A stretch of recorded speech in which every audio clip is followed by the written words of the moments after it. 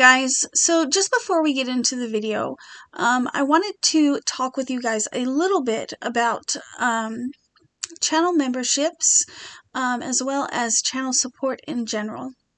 So my channel memberships are $2.99 a month, and with that you get custom emojis that you can use during live chats and whatnot. And then I also have member-only videos, which are usually a more personal look into my life. They're more blog style. And also on a sporadic basis, I do member-only giveaways. My goal, though, is to be able to do more giveaways. Not just member-only giveaways, but more giveaways in general on the channel. But I would like to reach a point where I can do at least one members only giveaway a month. As far as other channel support, there are multiple ways that you can do that, which are all in the description box below. So if you guys really enjoy my content and you guys can, maybe you could do me a favor and check out, my channel channel memberships, or check out the options for channel support in general. It is greatly appreciated. Like I said, I do have some goals where I'd like to be able to start doing more regular giveaways for you guys. So yeah, let's get into the video. Hey guys, and welcome to another Stitch of the Week. So if you're unfamiliar with this series, basically what I'm doing is I'm going through this book. It's called the New Crochet Stitch Dictionary, and I'm showing you how to work each stitch in the book. You guys can find all of the stitches that I've done so far in my Crochet Stitch Glossary playlist. Maybe I'll put a card or something up here if I can remember to do that. Today we are working on stitch number 19, which is called the Twisted Half Double Crochet. Really easy stitch, especially since we have already did like the twisted single crochet, as well as the twisted single crochet modification. So for this tutorial, I'm going to be using my Kiwi hook. It's a 5.5mm hook. I'll link this hook as well as the book in the description box. And then I'm just using some leftover Lily and Cream cotton. Maybe it's peaches and cream. I don't know. I made a washcloth out of this stuff some time ago. Now, for this particular stitch, you can chain as many as you like, plus 2, which I did a total of 15 chains, and then plus 2 gave me a total of 17. And then I did a base row of half double crochet. That way we could just kind of jump into working the twisted half double crochet. So to start off our row of twisted half double crochet, I'm going to go ahead and chain up 2.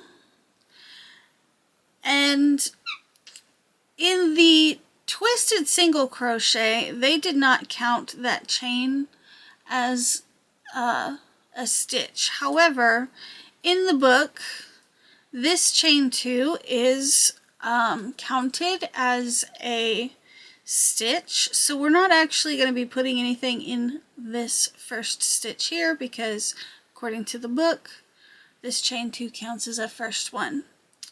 And then we're going to yarn over.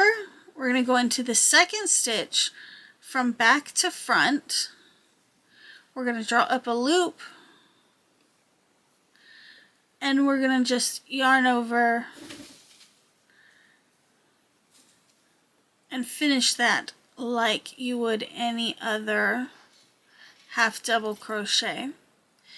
And I have to say, compared to the twisted single crochet, the fact that this chain 2 is counted as your first stitch does make things a little bit easier. It's not as tight getting into this space, because I was having trouble with that in my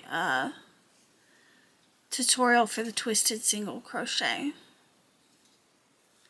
And you just, really it's just a half double crochet worked from back to front instead of front to back.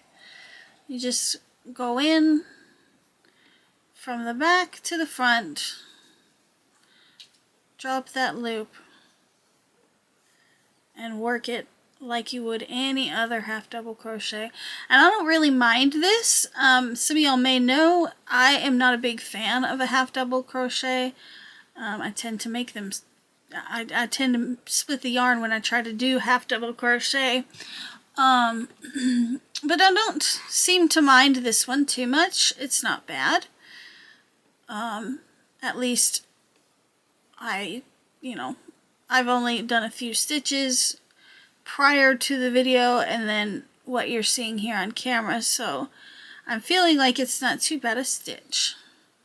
Now I'm going to go, as usual, I'm going to go ahead and work up a full swatch, and then I will come back on and show you guys what it looks like, and give you my thoughts on it after making a full swatch. But this is a single row repeat, and this is all you're going to be doing. Just going from back to front, finishing it out like a regular half double crochet, and then of course when you get to the end you'll chain 2, you'll turn, and always just remember that chain 2 does count as your first stitch. Yeah, so I will be back here in a few minutes. Alright guys, so here is my little swatch of the twisted half double crochet.